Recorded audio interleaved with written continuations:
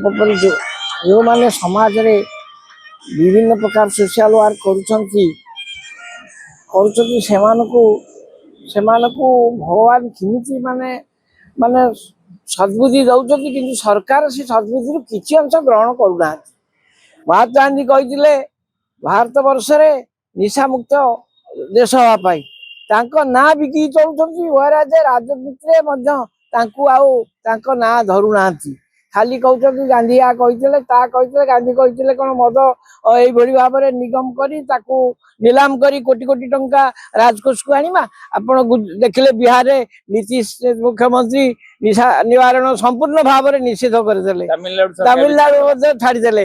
ଗୁଜୁରାଟରେ ବି ଛାଡ଼ ହେଇପାରିଲା। ବେଙ୍ଗଲ ବର୍ତ୍ତମାନ ଯେ ଚିଫ ମିନିଷ୍ଟର ଅଛନ୍ତି ସିଏ ବି ସେ ପଦକ୍ଷେପ ନେଇ ପାରନ୍ତି ବୋଲି ମୁଁ ଆଶା କରୁଛି। ସେ ଯୋଉଭଳି ଭାବରେ ଷ୍ଟାଇଲରେ କାମ କରୁଛନ୍ତି, ତେଣୁ ଏ ନିଶାମୁକ୍ତ ଓଡ଼ିଶା କାହିଁକି ନ ହେଇପାରିବ? ଆଜି 100 ବର୍ଷରେ ପଦ୍ମଚରଣ ନାୟକ ଯୋଉ ସଂଗ୍ରାମ କରୁଛନ୍ତି, ତାଙ୍କୁ ସମ୍ମାନ ଦେଇ ଆମର ଓଡ଼ିଶା ସରକାର ଏବଂ ବିଭାଗୀୟ ମନ୍ତ୍ରୀ ଠାରୁ ଆରମ୍ଭ କରି ଯୋଉମାନେ ସେ ବିଭାଗ ପରିଚାଳନା କରୁଛନ୍ତି, ସେମାନେ ସମ୍ପୂର୍ଣ୍ଣ ଭାବେ ନିଷେଧ କରିବା ପାଇଁ ଉଦ୍ୟମ ଜାରି ରଖୁନାହାନ୍ତି। ଏବେ ନିଲାମ କରି ମାନେ କୋଟି କୋଟି ଟଙ୍କା ରାଜକୋଷକୁ ଆଣିଲେ, ଯୋଉଟା କି ସାଧାରଣ ଲୋକ ଫରଫିଟ୍ ହେଇଛି crores of rupees। ओडिशार कोनसी लोक पाइनांती, 80 भाग बिहारी लोक पाइछे, माने बाहर लोक, जोटा कि बिहार स्टेट रो 80 भाग लोक वर्तमान ये लाइसेंस सब पाइछंती। आम ओडिशार मात्र 20% पाइछंती कि नाही संदेह। एटा कोन अस्मितार परिचय? एटा कोन हमर जो प्रेजेंट सरकार अछंती अस्मिता ना बिक्री करके जो व्यवस्था करूछंती, एटा कोन तार अंश विशेष?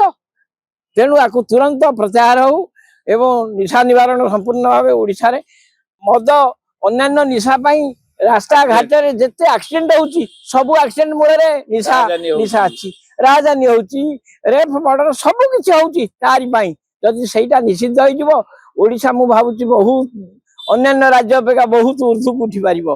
ओडिशा लोक कोन वोट देति लोक कोन कहिबे मन आपण माने निर्वाचन पूर्व गोटे प्रकार कथा घोषणा करछंती निर्वाचन इस्ताहार रे, किंतु व्हेराज आपण माने ताकू दिने आ उखारुना किमिति आम निषिद्ध करिवु कहउछंती रेवेन्यू आसीबो। रेवेन्यू कोन सेइथुर आसीबो? वर्तमान जो जबरदखल कोटी कोटी एकर जगह भारत ओडिशा सरकार करछि, जदि सेई पैसा आनिबे केते जे पंचवार्षिक योजना हेई पारिबो कहवा कथा नै।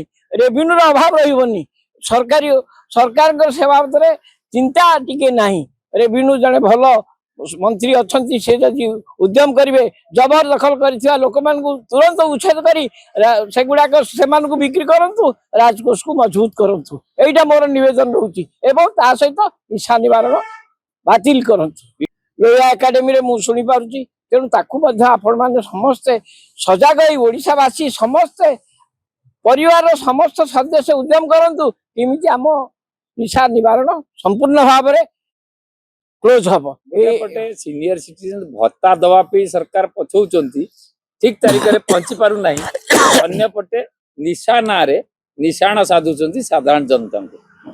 ए बाबद रे सरकार अवगति थाई मध्य किछि करू ना। मु जने सीनियर सिटीजन कर सभापति थिले मध्य ये सब कथा को जो सभा समिति रे आमे उठाउचु, ताकू मध्य कई कर्णपात करूना, शुणुचंती घर को चुप होइकी जाउचंती, किंतु सरकार विरुद्ध रे कई टिके स्वर उत्तोलन करूना। मधुबाबू को विचार रथिला। हां, एटा मधुबाबू हंतु बा हमर महात्मा गांधी जे हमर भारत को स्वाधीनता आनिथिले, से तांका आंदोलन मूल मंत्र थिला। एटा तारी बळ रे आज भारत स्वाधीनता पाइथिला, किंतु ताकू आ खातिर नाही। महात्मा गांधी का नाम बिकी चलुछंती, अथच निशा निवारण ऊपर कौन सी सरकार पदक्षेप नौ नांती। कोन कहिबे ए बाबद रे मंत्री की मो मान्यवर मंत्री जने भद्र लोक, से जने विश्वभूषण हरिचंदन पुओ, जने योग्य संतान ओडिशार, से खोर्धा जिलार जने वरिष्ठ माने व्यक्ति विशेष, जने मंत्री हिसाब से जो विभाग दिया जाइछि, तांको देखंतु पूरी मंदिर को सजाड़िया को